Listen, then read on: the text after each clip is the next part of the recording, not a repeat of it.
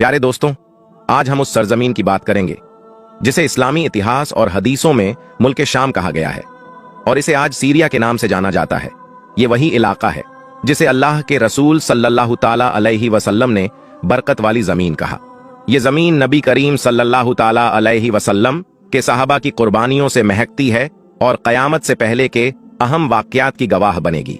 प्यारे दोस्तों, इस वीडियो में हम जानेंगे सीरिया यानी मुल्क शाम का इस्लाम से क्या रिश्ता है, उधर पेश आने वाली और आ चुकी ऐतिहासिक घटनाएं जो इस्लाम से जुड़ी हुई हैं, वहां के मौजूदा हालात और इसे उम्मते मुस्लिमा को सीखने वाले सबक और वो हदीसें जो इस सरजमीन के भविष्य की तरफ इशारा करती है। और प्यारे आका सल्लल्लाहु ताला अलैहि वसल्लम ने इस मुल्क शाम यानी सीरिया के बारे में क्या इरशाद फरमाया था। तो चलिए इस रूहानी सफर को शुरू करते हैं। दोस्तों, सीरिया का इस्लाम में एक खास मुकाम है।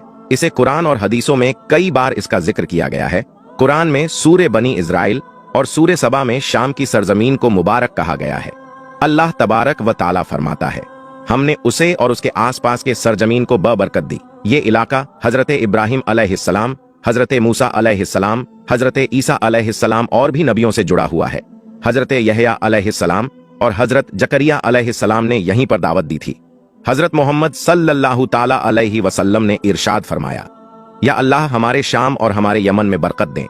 हजरत मोहम्मद मुस्तफ़ा सल्लल्लाहु ताला अलैहि वसल्लम का एक और फरमान है, जब फितने फैले तो शाम यानी सीरिया की ओर रहो, क्योंकि ये जमीन अल्लाह की चुनी हुई जमीन है और वहां के लोग उसके चुने हुए बंदे हैं। प्यारे दोस्तों, मुल्क शाम से जुड़े कुछ ऐसे वाकयात कयामत से पहले होने वाले हैं, जैसे कि दमिश्क के सफेद मीनार के पास हजरत ईसा अलैहिस्सलाम का उतरना, दज्जाल का खात्मा और गजवाए हिंद का आगाज भी इसी इलाके से होगा। आखिरी दौर में मुसलमानों का सबसे मजबूत गढ़ शाम की सरजमीन होगा। प्यारे दोस्तों, सहाबा इकराम की बड़ी तादाद ने शाम की सरजमीन पर इस्लाम के लिए अपनी जानें कुर्बान की। हजरत अब्बू उबैदा जर्राह रजी अल्लाह ताला अन्हु और हजरत खालिद बिन वलीद रजी अल्लाह ताला अन्हु जैसे बहादुर योद्धाओं की कब्रें यहीं पर है। शाम की सरजमीन का इतिहास हमें इस्लामी संघर्षों और फतह की याद दिलाता है। हजरत उमर फारूक रजी अल्लाह ताला अन्हु के खलीफा बनने के दौरान ये इलाका फतह हुआ। हजरत खालिद बिन वलीद ने दमिश्क को इस्लाम के तहत लाने में अहम भूमिका निभाई। बनु अमेरा के दौर में दमिश्क इस्लामिक सल्तनत की राजधानी बना। ये समय इस्लाम की तरक्की और ताकत का प्रतीक था। सलाउद्दीन अयूबी ने यहीं से क्रूसेडर्स को हराया और यरूशलेम को आजाद करवाया। ये इलाका 400 साल तक उस्मानिया सल्तनत का हिस्सा रहा और तब इसे शांति और तरक्की का दौर देखने को मिला। लेकिन इस्लामी एकता के खत्म होते ही ये इलाका दुश्मनों का शिकार बन गया।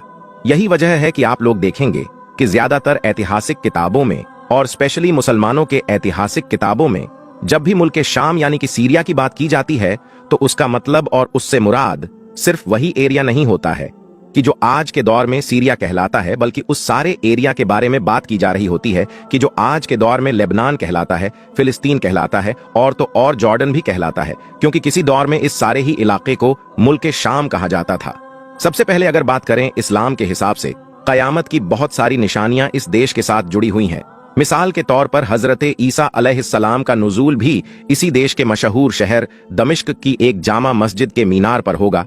हजरत इमाम मेहदी भी मदीने से इसी इलाके की तरफ हिजरत करेंगे और जहां पर पहुंचकर वो मुसलमानों की लीडरशिप भी संभालेंगे और दज्जाल जैसी भयानक और खतरनाक ताकतें होगी, वो भी इसी इलाके में आकर ही दम तोड़ेगी। ये इलाका इस्लाम के नजरिए से कितना ज्यादा अहम है, इस चीज का अंदाजा इस बात से भी लगाया जा सकता है कि आखिरी पैगंबर हजरत मोहम्मद सल्लल्लाहु ताला अलैहि वसल्लम ने न सिर्फ इस इलाके के लिए दुआ की थी, बल्कि एक बार तो अपने सहाबा से यह भी फरमाया था कि अगर अहले शाम में फसाद बर्पा हो जाए तो फिर तुम में भी कोई खैर नहीं है। यही वजह है कि आज के बहुत सारे मुस्लिम स्कॉलर्स मिडिल ईस्ट में ये जितना भी फसाद चल रहा है और मुस्लिम दुनिया ये जो अपना बुरा दौर देख रही है, इसके पीछे एक बड़ी वजह सीरिया में होने वाला फसाद भी बताते हैं। दोस्तों, अगर मौजूदा हालात के बारे में बात करें तो समझने के लिए हमें सीरिया के पिछले 100 सालों पर नजर डालनी होगी। 1918 में प्रथम विश्व युद्ध के बाद फ्रांस ने सीरिया पर कब्जा कर लिया। इस्लामी एकता खत्म होते ही बाहरी ताकतों ने इस इलाके को तोड़ने की कोशिश की। 2011 में सिविल वॉर का आगाज होता है। अरब स्प्रिंग का दौरान सीरिया में सरकार विरोधी प्रदर्शन शुरू हुए। बशर अल असद की सरकार और विरोधी गुटों के बीच ये प्रदर्शन खूनी जंग में बदल गया। ईरान और रूस असद सरकार का समर्थन कर रहे हैं। अमेरिका और उसके सहयोगी विद्रोही गुटों का साथ दे रहे हैं।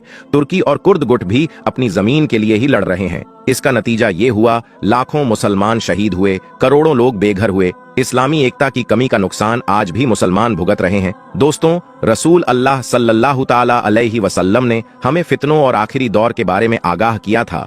हदीस में जिक्र है कि आखिरी जंग से पहले शाम से एक आग उठेगी जो पूरी दुनिया में फैल जाएगी। मौजूदा हालात को देखकर लगता है कि ये आग सीरिया के संघर्षों से जुड़ी हो सकती है। आपसी फूट और बाहरी ताकतों पर डिपेंड होना, कुरान और सुन्नतों से दूरी, इस्लामी एकता की कमी, ये सारी मुसलमानों की कमजोरियां हैं। इसी वजह से वहां पर ये सब कुछ हो रहा है। मुसलमानों को फितने से बचने के लिए कुरान और हदीस की रोशनी में अपने अमल सुधारने होंगे।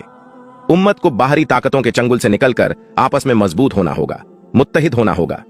दोस्तों, मेरा आपसे एक सवाल है, क्या आप मानते हैं कि इमाम मेहदी का दौर करीब है? जवाब कमेंट करें।